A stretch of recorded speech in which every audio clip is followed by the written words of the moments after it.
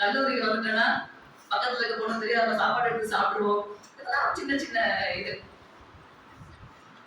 அது மாதிரி இதெல்லாம் ஒரு சின்ன சின்ன தவறு, அது வேற விஷயம். இந்த இளைய தலைமுறை மது என்கின்ற ஒரு தீய பழக்கத்திற்கு அடிமையாகி தன்னைத்தான் அழித்துக் கொண்டிருக்கிறாரு.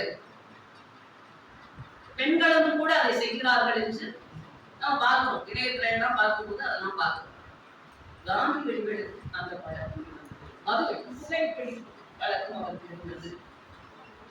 அவங்க அப்பா அம்மாவுக்கு தெரியாம போய் மாணவர்களோடு சேர்ந்து புகை பிடிக்கிறார்.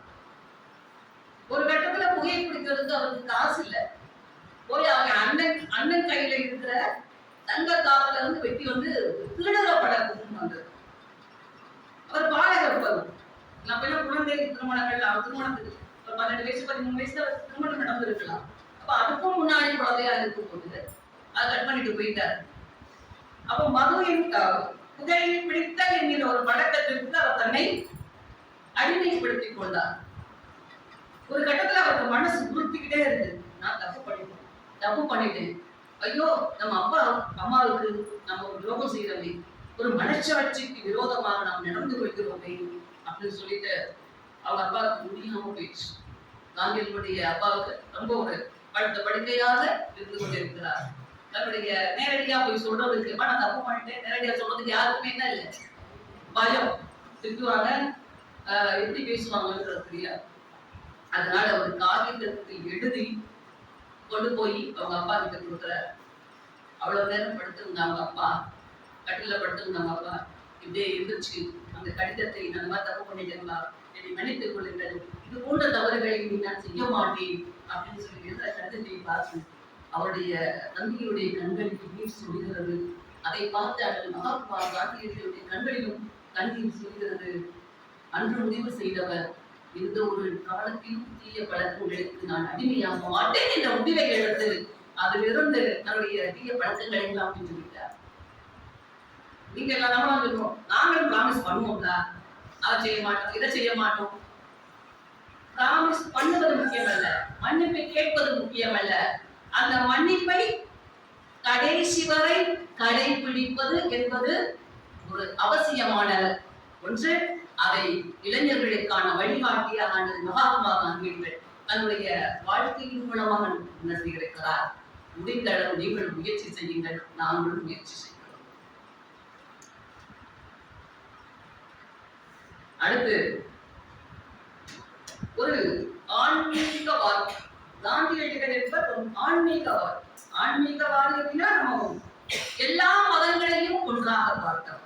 இந்து, முஸ்லிம், கிறிஸ்துவ எல்லா மதங்களையும் வழிபட்டவர். வழிபட்டவர்களை தாண்டி அது இருக்கிற கருத்துக்களை எல்லாம் அலசி ஆராய்ந்து எடுத்து ஒரு தடவை ஒரு ஆங்கில நாட்டுக்காரருக்கு ஒரு கடிதம் எழுதியிருக்கிறார் மகாத்மா காந்தி அவர்கள். நிறைய இருக்கிறது. அவர் வந்து ஆங்கிலேயர்கள் கிறிஸ்தவர்கள், பிரிட்டிஷர் கிறிஸ்தவர்களாக இருக்காங்க. அவர்களுக்கு ஒரு கடிதம் எழுதியிருக்கிறார். அப்போ அதை படித்து விட்டு அவர் திருப்பி கேட்டிருக்காரு, நீங்க என்ன எழுதிருக்கீங்கன்னு எனக்கு புரியல நிறைய இடங்கள்ல அப்படின்னு கேட்டார். அதற்கு அவர் மகாத்மா காந்தியடிகள் சொன்னார், நான் உங்கள் கிறிஸ்துவ மதத்தில் இருந்த புத்தகத்தில் இருந்து படித்ததைத்தான் உங்களுக்கு எழுதியிருக்கிறேன், ஆனால் உங்களுக்கு அது தெரியவில்லையே, தயவு செய்யும் படியுங்கள் அப்படின்னு சொல்லி சொன்னார். அப்படி என்றால் அவர் எவ்வளவு தூரம் ஒரு ஆன்மீக பற்றாளராக எல்லா மதங்களையும் மதங்களை சர்வசமய பிரார்த்தனை நமக்கு நடந்து கொண்டிருக்கிறார். அவர் ஸ்ரீராமரை வணங்கக்கூடியவர் மகாத்மா காந்தியடிகள் அவர்கள். நமக்கு தோணலாம், அவர் எப்ப பார்த்தாலும் ஸ்ரீராம வாக்கியை சேர்த்துக் கொண்டே இருப்பார். அது நாம் இயேசுவை வணங்குகிறவர்களா, இயேசப்பான்னு சொல்லலாம், நம்ம அம்மாவை சொல்லலாம், அப்பாவை சொல்லலாம், யாரை வேண்டுமானாலும் சொல்லலாம். அந்த ஸ்ரீராம் என்கின்ற வார்த்தை எப்போது அவருக்கு காந்தியடிகளுக்கு எப்படி வந்துச்சு அப்படின்னா, அவர் குழந்தையா இருந்திருக்கார். அப்ப எப்பயுமே அவருக்கு பயம் வருமா, வெளியே போறதுக்கு இருக்கலாம் இருந்துச்சு, ரொம்ப பயமா இருக்கும். நம்மளுக்கு பயம் இருக்குல்ல, பசங்க எல்லாம் வண்டியில ஜல்லுன்னு போயிருவாங்க, பொம்பளை பிள்ளைங்கள்லாம் ரொம்ப பயம் இருக்குமா, இருக்குதானே நைட்டு என்று ஒரு பெண் 12 மணிக்கு தன் அங்கமெல்லாம் நடைகளை அணிந்து வெளியே செல்கிறாரோ அன்றுதான் முழு சுதந்திரம் என்று சொன்னார் மகாத்மா காந்தி. இன்னைக்கு நமக்கு முழு சுதந்திரம் கிடைச்சதா?